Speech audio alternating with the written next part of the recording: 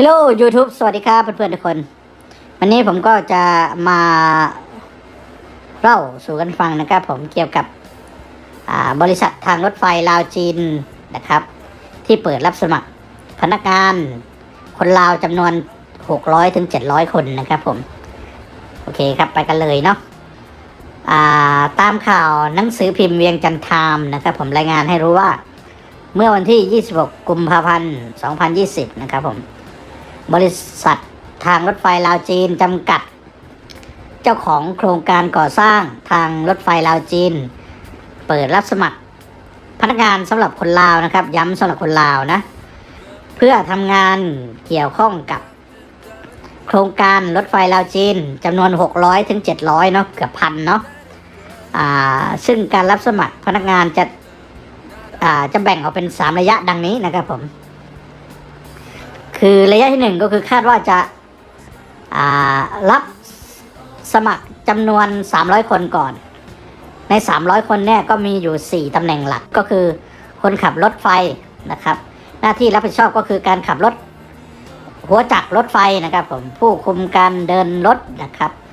งานหลักก็คือรับผิดชอบการคุ้มครองนะครับบัญชาการการเดินรถนะครับผมผู้ซ่อมแปลงหัวรถไฟนะครับผมรับผิดชอบ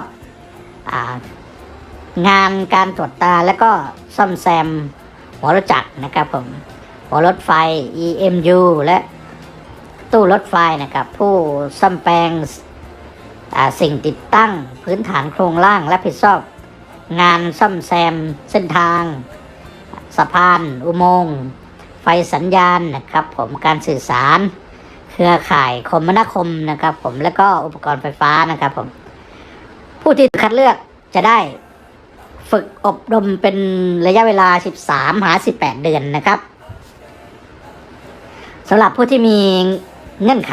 เหมาะสมจะได้ไปฝึกอบรมที่นครคุนหมิงสป.จีนสำหรับผู้ที่ผ่านการฝึกอบรมแล้วและก็ประเมินผลแล้วก็จะได้ถูกบรรจุเข้าเป็นพนักงานของบริษัททางรถไฟลาวจีนจำกัดนะครับหากผู้ใดมีความสนใจนะครับสามารถอัปโหลด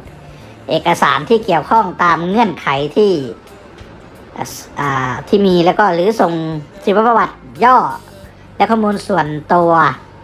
ไปที่เว็บไซต์ www.lrc.ltd หรือ hr@lcrc นะครับ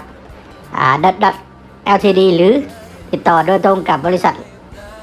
รถไฟลาวจีนนะครับผมที่ตึกเวียงจันทร์เซ็นเตอร์นะครับห้างเวียงจันทร์เซ็นเตอร์นะครับชั้นที่6นะครับ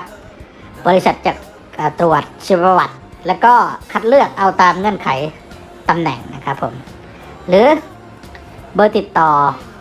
021-222-229965เริ่ม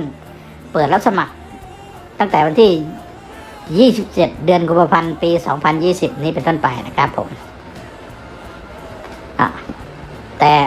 มันบอกว่าแบ่งออกเป็น3ระยะเนาะก็เห็นในนี้นะตามหนังสือพิมพ์เวียงจันทร์ไทม์นะครับเห็นบอกแค่ระยะเดียวอีก2ระยะไม่รู้หายไปไหนนะครับผมเนาะผมก็ได้ข้อมูลมาแค่นี้นะครับผมก็ถือว่าเป็นข่าวดีสำหรับคนลาวนะครับที่จะมีอาชีพนะครับผมที่จะได้เป็นพนักงานบริษัททางรถไฟลาวจีนนี่ครับผมเนาะจำนวนเกือบพันคนเลยเนาะรับ600ถึง700คนเนาะซึ่งแบ่งกันเป็น3ระยะนึงอาจจะเป็นระยะแรกเนาะอีก2ระยะอาจจะตามมาเนาะแล้วก็ตำแหน่งหน้าที่อะไรก็ไล่เรียกกันไปนะครับผมโอเคครับถ้าชอบคลิปนี้ก็